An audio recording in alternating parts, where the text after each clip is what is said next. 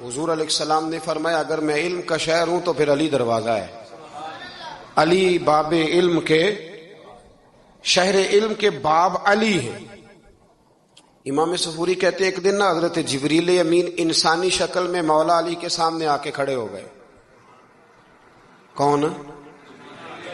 حضرت جبرائیل علیہ السلام. حضرت جبریل امین کھڑے ہوئے انسانی شکل میں، تو کہنے لگے علی یہ بتائیے کہ جبریل اس وقت کہاں ہے؟ انسانی شکل میں. اور مولا علی سے پوچھتے ہیں. تو کچھ جو آج کل ہمارے شاگرد رات پڑھ جاتے ہیں نا تو وہ ذرا جلدی کرتے ہیں جواب دینے میں. بڑوں کو جب جواب بھی دینا بزرگوں کو تو جواب میں بھی آداب کا خیال ہونا چاہیے. اگر آپ کو سوال آتا بھی ہو تو پھر بھی اس میں آداب کا خیال آپ رکھیں گے. آپ فٹافٹ نہیں کہہ دیں گے کہ جناب یہ اس کا جواب ہے، یہ معنی ہے، فوراً نہیں آپ کہہ دیں گے. آپ اس میں بھی آداب کا خیال کریں گے. حضرت جبریل امین نے جب کہا نا کہ بتائیے جبریل کہاں ہے، تو حضرت علی فوراً بھی کہہ سکتے تھے آپ ہی تو ہیں جبریل. یہ فٹافٹ کہہ سکتے تھے، اسی وقت ساری بات ختم ہو جاتی. لیکن بزرگوں سے بات کرنے کے کچھ آداب ہوتے ہیں، کچھ طور طریقے ہوتے ہیں جو اللہ ماشاء اللہ آج کل لوگوں میں نظر نہیں آتے. کچھ طور طریقے ہیں، کچھ سلیقے ہیں، کچھ جو ہیں وہ اس کے خاص نقطہ نظر ہے، اس کو سمجھنا چاہیے. حضرت مولا علی شیر خدا رضی اللہ تعالیٰ عنہ سے جب پوچھا نا کہ جبریل امین کہاں ہے اس وقت، تو حضرت علی نے پہلے اوپر دیکھا، پھر نیچے دیکھا، پھر دائیں دیکھا، پھر بائیں دیکھا، پھر آگے دیکھا، پھر پیچھے دیکھا. جواب فٹافٹ تیار تھا کہ آپ ہی تو ہیں، لیکن ایسے جواب نہیں دیا. فرمانے لگے جناب نہ تو اس وقت حضرت جبریل مشرق میں ہیں، نہ مغرب میں ہیں، نہ شمال میں ہیں، نہ جنوب میں ہیں، نہ 7 زمینوں میں ہیں، نہ آسمانوں میں ہیں. پھر بھی یہ نہیں کہا کہ آپ جبریل ہیں. فرمانے لگے بھئی زمینوں آسمانوں مشارق مغارب میں تو کوئی نہیں، تو یا آپ جبریل ہیں یا میں جبریل ہوں، دونوں میں سے ایک ہے. تو حضرت جبریل امین مسکرائے، فرمانے لگے نہیں آپ تو علی ہیں، جبریل تو میں ہی ہوں، آپ علی. دیکھیں نا بہت سارے لوگ سوال کا جواب دیتے ہیں پر وہ آداب کو ملحوظ خاطر نہیں رکھتے. نبی پاک علیہ السلام نے ایک دن نماز 4 رکعتوں کی تھی تو حضور نے 2 پہ سلام پھیر دیا. تو صحابہ سے پوچھا میں نے کتنی پڑھی ہے؟ تو عرض کرنے لگے یا رسول اللہ زیادہ پتا تو آپ کو ہی ہے، پر ہمیں لگتا ہے کہ آپ نے 2 پڑھائی ہیں. یہاں ایسے کرتا ہے کوئی؟ سوال ہی نہیں پیدا ہوتا. یعنی 1 منٹ سے پہلے امام غزالی ایک درویش کے مرید ہو گئے تھے تو بہت بڑے عالم تھے. آپ کو پتا ہے عالم آدمی کا مرید ہونا اللہ ہی خیر کرے کسی کرامت سے کم نہیں ہوتا، بڑا مشکل ہوتا ہے. وہ کسی کی غلامی کرے وہ بڑا مشکل ہوتا ہے، مطلب کٹھن ماحول ہوتا ہے. تو امام غزالی بیعت ہو گئے تو مرشد نے پہلا وظیفہ یہ بتایا کہ کسی پر اپنے علم کا اظہار نہ کرنا. اپنے علم کا اظہار، آپ اس کو آسان وظیفہ سمجھتے ہیں؟ یعنی علم ہو بھی تو بندہ اظہار نہ کرے، بد ہضمی ہو جاتی ہے. تو بد ہضمی ہو جاتی ہے، نیند نہیں آتی. 2-4 لفظ جو بندہ پڑھ کے آتا ہے نا اس کو تو نیند نہیں آتی کہ میں پڑھا لکھا ہوں تو میں بتاؤں نا. تو حضرت علی شیر خدا کرم اللہ تعالی وجہ الکریم کے وہ آداب سے مجھے یہ بات یاد آئی کہ امام غزالی کے شیخ نے کہا علم کا اظہار نہ کرنا یہ پہلا وظیفہ ہے. شیخ شہاب الدین سہروردی کہتے ہیں مجھے میرے ماموں حضور غوث پاک کے پاس لے گئے تھے تو جاتے ہوئے میرے رستے میں خیال آ رہا تھا میں الحمدللہ خود پڑھا لکھا ہوں، کہ جب انہوں نے جا کے پیش کیا نا غوث پاک کی بارگاہ میں کچھ دیں تو حضور غوث اعظم فرمانے لگے بھرے ہوئے پیالے میں کیا ڈالوں، پہلے ہی فول ہے کوئی گنجائش ہی نہیں. تو فرماتے ہیں پھر میں اگلی دفعہ گیا تو غرور علم کو توڑ کے گیا، تو پھر میں غوث اعظم کی بارگاہ میں بیٹھا تو اللہ تبارک و تعالیٰ نے پھر مجھے جھولی بھر کے خیرات عطا فرمائی. یاد رکھ. تو کہتے ہیں انہوں نے کہا کہ اظہار نہیں کرنا علم کا. تو بس ایک دن بیٹھے بیٹھے نا ایک بندہ مسئلہ پوچھنے آیا، انہوں نے بزرگوں سے مسئلہ پوچھا، میرے مرشد سے. امام غزالی کہتے ہیں میرے پیر سے مسئلہ پوچھا تو وہ کہنے لگے بھئی مجھے نہیں اس سوال کا جواب آتا. حضرت صاحب نے کہہ دیا مجھے نہیں آتا. کہتے میں قریب تھا، میں نے اس بندے کو بلایا، میں نے کہا مجھے آتا ہے جواب، میں بتاؤں؟ تو کہتے ہیں شیخ فرمانے لگے غزالی تیرا کیا خیال ہے مجھے نہیں تھا جواب آتا؟ یہ تو تجھے آزمانے کے لیے انکار، تیری ابھی میں نہیں نہ گئی تو کوئی نہیں میاں پھر ابھی تو رستے میں ہی رہے گا. فٹافٹ لوگ کہتے ہیں. ہم ایسی لاکھوں کتابیں قابل ضبطی سمجھتے ہیں جن کو پڑھ کے بیٹے باپ کو خبتی سمجھتے ہیں. ایک بات یہ کہ ان سے محبت کرنی ہے، دوسری بات یہ کہ ان کی سیرت. پہلی بات زندگی میں ادب بڑا کیا مولا علی شیر خدا نے، بڑا ادب کیا. حضرت علی کہتے ہیں میں نے نبی پاک سے ایک سوال پوچھنا تھا تو میں نے 14 دن انتظار کیا. یعنی سوال جو ذہن میں آ جائے تو نمبر پاس ہوتا ہے، تو 14 منٹ انتظار ہوتا ہے. میں نے تو گھنٹے کا ہی نہیں، یعنی 14 منٹ بھی بندے انتظار، سوال ہی پیدا نہیں ہوتا. اور اگر پیر صاحب فون نہ ریسیو کریں تو وہ متکبر ہے، اگر وہ فون نہ اٹھائیں تو پھر یہ ہے کہ اب دین کی بات کس سے پوچھیں جی ہم، پھر ہمارے پاس فلسفہ ہے. کہتے میں نے 14 دن انتظار کیا. کیا؟ مولا علی فرماتے میرے دل میں خیال تھا کہ کوئی اور آ جائے اور جو میں بات پوچھنا چاہتا ہوں وہ نبی پاک سے پوچھ لے، وہ حضور سے پوچھ لے تو میرا بھی چلو معاملہ بن جائے گا. اب ان سے زیادہ کو بے تکلف تو نہیں تھا نا نبی پاک کی بارگاہ میں، جھٹ پوچھ سکتے تھے. 14 دن کہتے ہیں 14 دن کے بعد بندہ آیا، وہی سوال پوچھا جو میں نے پوچھنا تھا. تو کہتے ہیں حضور جواب اسے دے رہے تھے اور دیکھ میری طرف رہے تھے. جواب اسے دے رہے تھے اور توجہ حضور کی میری جانب. ایک ان کی زندگی میں ادب بڑا ہے. دوسری بات یہ کہ گہرا علم ہے مولا علی کا. ہمارے ہاں لوگوں کے پاس علم ہوتا ہے اللہ ماشاء اللہ بڑے بڑے اچھے علماء ہیں، لیکن بعض جگہ پہ علم بڑا سطحی سا ہے، سطحی سا. یعنی ساری زندگی جس بندے نے علم پڑھا ہے وہ گہرائی تک نہیں اترا، یعنی اس پر عمل نہیں کر سکا. تو اگر میرا علم مجھے نفع نہیں دے رہا تو میرا علم کسی کو کیا نفع دے گا.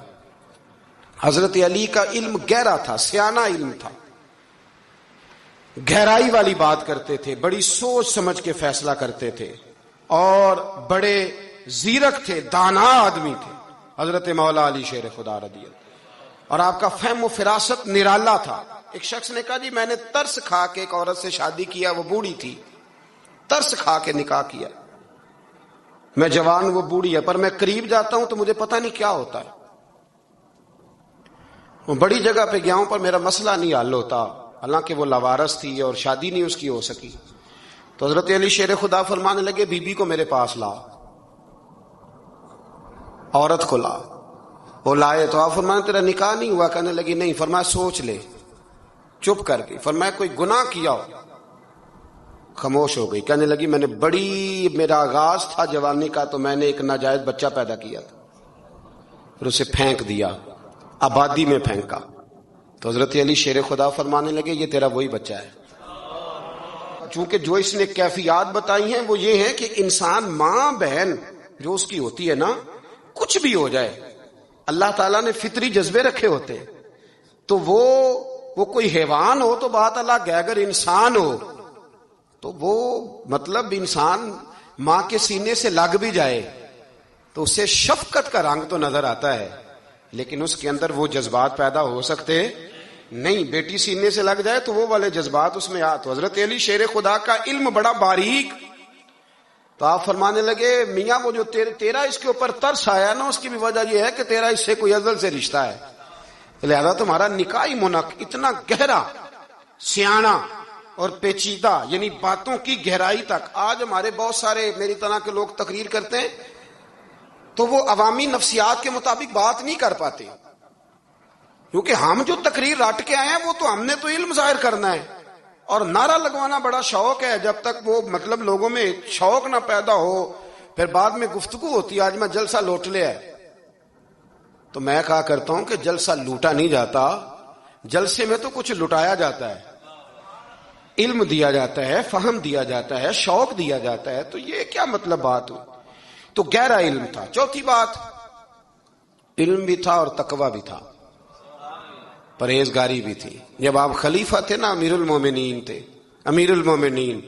آپ چلو صوبائی وزیر کی بات نہیں کرتا، آپ کسی نا حلقے سے، جو وہ ہمارے پاکستان میں عہدے بہت زیادہ ہیں، تو جس کو کوئی ہلکا سا نا چلو پرانا ورکر ہے تو کوئی دے دیتے ہیں، اس کو بھی مل جائیں تو 15 کو ووٹ تو اس کے بھی کہیں نہیں گئے مبارکباد کے. اللہ اسے پوچھیں کہ تیرا اصل میں کام کیا ہے تو کام کوئی بھی نہیں ہوتا اس کا، بورڈ لگ جاتے ہیں. بڑا کیا بات ہے جناب، موج بن گئی. حضرت علی امیر المومنین تھے اور کوفے کے چوک میں کھڑے تھے، کوفے کے چوک میں، اور فرما رہے تھے کہ بھئی یہ میری زرہ ہے، بڑی قیمتی ہے، یہ کوئی بندہ خرید لے. کسی نے قریب جا کے پوچھا امیر المومنین کیوں بیچ رہے ہو؟ تو فرمانے لگے میری طامت پرانی ہو گئی ہے، اب نہ اتنی پرانی ہوئی ہے کہ اس پہ پیبند لگنے کی بھی جگہ کوئی نہیں بچی، اگر یہ پھٹنے کے قریب نہ جاتی تو میں زرہ نہ بیچتا. امام حسن رضی اللہ تعالیٰ عنہ کہتے ہیں میرے ابا جی خزانے کا سارا منہ کھول کے اللہ کے بندوں میں بانٹ کے تو اس کمرے میں 2 نفل پڑھ کے کہتے تھے یا اللہ گواہ ہو جا میں نے قوم کی امانت قوم پہ خرچ کر دی ہے. یہ پرہیزگاری، یہ تقوی، یہ ذوق حضرت مولا کائنات شیر خدا علی المرتضیٰ رضی اللہ تعالی عنہ. ہمارے ہاں نا ہم نے بانٹ دیے ہیں چیزیں، یعنی کوئی بندہ زہرا حضرت علی کے نعرے لگانے لگ جائے تو لوگوں کو شک پڑ جاتا ہے. تو ایک بندہ میرے کان میں کہنے لگا 2-3 دن سے یہاں علی علی ہو رہی ہے کان میں. اب بڑی جلدی ہمارے تھرمامیٹر والے لوگ بھی بڑے تیار بیٹھے رہتے ہیں. کہنے لگا 2-3 دن ہو گئے یہاں علی علی ہو رہی ہے. میں کیا دعا کر ہندی رہے. تو کہنے لگا آپ نے کوئی وضاحت نہیں کی. میں کہا تینوں اصل وضاحت دی لوڑ نہیں، تینوں کسی اور شے دی لوڑ ہے. عجیب بیوقوف آدمی ہے بھائی. ان لوگوں کا تو رشتہ ہی کوئی نہیں مولا علی شیر خدا کے ساتھ. اور ہم جو ہیں ہم تو مرید ہیں مولا علی شیر خدا. اعلی حضرت فرماتے ہیں کہ حضور سے پہلے بھی جس کو ولایت ملی ہے وہ مولا علی کے صدقے ملی ہے، اور قیامت تک جسے اللہ ولایت دے گا وہ مولا علی شیر خدا کے قدموں کی خیرات کی برکت سے دے گا. ایک سلسلہ علیہ نقشبندیہ ہے جو حضرت ابوبکر صدیق سے انسلاک کرتے ہیں، باقی تو تمام سلاسل کو سارا فیض ہی مولا علی شیر خدا سے. تو آپ یہ کیسی بات کریں گے کہ جناب وہ فلانے کا آپ آؤ جی. میں نے اسے کہا کہ شاید میرا دعویٰ کوئی نہیں پر میری جو اپنی تھوڑا بہت مطالعہ ہے نا، میں انسائکلوپیڈیا ہوں حضرت عمر فاروق کا. مجھے جنون ہے حضرت عمر فاروق سے محبت، جنون ہے. اور میں نے ایک دفعہ سکیچ صرف ابھی بنایا ہے تو شاید میں 2 جلدوں میں کتاب لکھ دوں حضرت عمر فاروق. یعنی شاید ان کے حالات پر کوئی ایسی کتاب جو دنیا میں چھپی ہو اور میں نے دیکھی نہ ہو، شاید وہ جس ذریعے سے بھی. اور آپ میری گفتگو سن لیں، شاید ہر دوسری بات میں حضرت عمر کی کرتا ہوں، لیکن ایک بات پکی ہے کہ مرید میں مولا علی شیر خدا کا. یہ بات میاں پکی ہے، اس میں شک کوئی نہیں نا. اس لیے کہ حضور کے بعد فیض مولا علی سے، پھر امام حسین سے، پھر امام زین. یہ ہمارے بزرگوں نے ہمیں شجرہ یہ دیا ہے. تو آپ وہ جو بات جہاں ہے وہ وہاں ہے. حضرت ابوبکر صدیق کے بارے میں جو شک کرے پکا بے ایمان ہے. پر اس میں تو بات پکی ہے نا کہ حضور نے فرمایا علی تجھے دیکھنا بھی عبادت اور تیرا ذکر کرنا بھی عبادت. تو خدا کے بندو علی علی نہ کریں، ہم تو مر جائیں. کوئی جگہ ہی نہیں ہے سوائے حضرت علی شیر خدا کے ذکر کرنے کے. تو یہ کچی کمزور باتیں نہ کرو. یہ کوئی عجیب بات ہے کہ جی وہ اگر علی علی زیادہ کیا تو کوئی فلانے طبقے سے تو نہیں. تو یہ ایسی کمزور بات آپ کیوں کرتے ہیں میاں؟ یہ آپ عجیب آپ نے بیعت چھیڑ دی لوگوں نے. تو یہ کوئی ایسا مسئلہ نہیں. زندگی میں یاد رکھو جس کی زبان پہ علی علی زیادہ رہتا ہے نا، اس کی زبان پہ نبی نبی بھی زیادہ ہی رہتا ہے. ختم ہو گئی بات. تو ان چکروں سے باہر آئیں، آپ باہر آئیں ان چکروں سے.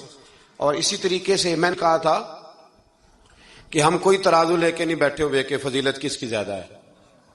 اما عائشہ صدیقہ جو ہیں وہ مومنوں کی ماں ہیں، اور اس میں کوئی دوسری رائے نہیں کہ اس خاتون کے امت مسلمہ پر اتنے احسانات ہیں کہ دنیا گن نہیں سکتی.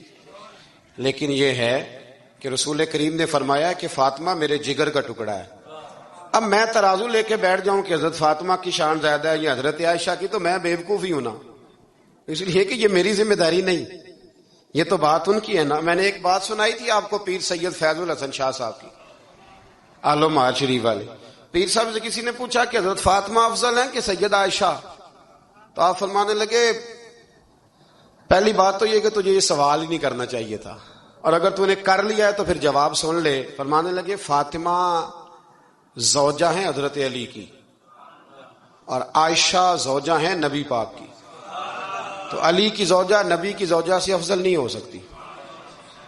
اور پھر فرمانے لگے عائشہ بیٹی ابو بکر صدیق کی اور فاطمہ بیٹی ہے مصطفیٰ کریم کی.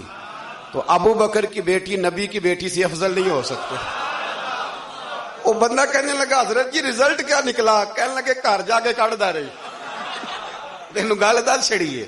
اب تو گھر جا اور رزلٹ گھر جا کے نکالتا رہے. میں نے تو تجھے نا بتا دیا ہے کہ جو اصل بات ہے وہ یہ ہے کہ ابو بکر صدیق کی بیٹی نبی پاک کی بیٹی سے افضل ہو سکتی نہیں، اور علی المرتضیٰ کی زوجہ نبی پاک کی زوجہ سے افضل ہو سکتی؟ باقی جا تو نتیجہ گھر جا کے نکال، نتیجہ گھر جا کے نکال۔ تو ہمارے بزرگ تو اس لیول پہ سوچتے، اس لیول پہ۔ حضرت عائشہ صدیقہ رضی اللہ تعالیٰ عنہ اگر گھوڑے پہ بیٹھتی تھی نا تو مولا علی لگام تھام لیتے تھے، ماتے تھے یہ ماں ہے مومنوں، یہ ماں ہے مومنوں۔ آپ کیا بات کرتے ہیں، حضرت عمر فاروق کو کبھی حضرت عائشہ بلا لیتی تو کانپتے ہوئے حاضر ہوتے، ماں ہے مومن۔ یہ کچی باتیں چھوڑ دیں، عشق کرے تو کھول کے کرے، ڈر ڈر کے نہ کرے۔ میں نے درجنوں تقریروں میں کہا کہ منقبتیں لکھو حضرت صدیق اکبر کی بھی، حضرت عمر کی بھی منقبت لکھو، حضرت عثمان کی بھی لکھو، اور ہم سنتے ہیں الحمدللہ وہ ساری۔ لیکن میرے بھائی یہ یاد رکھیں، اس میں کوئی شک نہیں، ان کی عظمتیں، شانیں، فضیلتیں وہ بلندیاں ہیں، ہمارا یہی عقیدہ ہے، اور الحمدللہ ہماری نسلیں بھی اسی پہ قائم رہیں گی۔ ہم انہیں نسلیں مانیں گے ہی تاب کہ خلفائے راشدین کی جو خلافت کی ترتیب ہے وہی فضیلت کی ترتیب ہے۔ لیکن میاں یہ بھی تو ہے نا کہ جس کا جو مرشد ہو نا اسے وہ بہرحال دوسروں سے افضل جانے گا تو فیض پائے گا، وہ جانے گا۔ تو اس لیے نظریہ ہمارا یہی ہے کہ وہ خلفائے ثلاثہ حضرت مولا علی سے، اور حضرت علی کا اپنا فرمان ہے، آپ فرمایا کرتے تھے جس نے مجھے ابو بکر صدیق اور عمر فاروق سے افضل کہا میں اسے مفتری کی سزا، جھوٹے کی سزا دوں گا، اسے کوڑے ماروں گا، کوڑے ماروں گا، وہ جھوٹا ہے جو مجھے ابو بکر اور عمر سے افضل کہتا ہے۔ تو ان کی تو اپنی بات، اور میں نے وہ بڑی تفصیل کے ساتھ ایک دفعہ عرض کیا تھا کہ حضرت علی تو خود ممبر کوفہ پہ بیٹھ کے بتایا کرتے تھے کہ اگر میرے جیسے بہادر سے پوچھو کہ بہادر کون ہے تو میں ابو بکر صدیق کا نام بتاؤں گا۔ تو اس لیے مطلب اب ہم سہم جائیں فٹافٹ کہ فلانا نہ ناراض ہو جائے، تو بھئی جب ہم درجنوں جمعے حضرت صدیق اکبر پہ پڑھاتے ہیں اس وقت تو نہیں نا کسی کو ٹینشن ہوتی، جب حضرت عمر پہ پڑھاتے ہیں، حضرت عثمان پہ، تو ویسے بھی بندوں کو جواب دینے کا اگر انسان مزاج بنا لے تو کس کس کو مطمئن کرے گا؟ یہ تو 4 ادھر نکل جاتے ہیں تو 15 ادھر نکل جاتے ہیں۔ آپ ذہن اللہ رسول کو جواب دینے کا بنائیں، اس میں آسانی ہوگی۔ اللہ ہمیں سمجھنے کی توفیق دے۔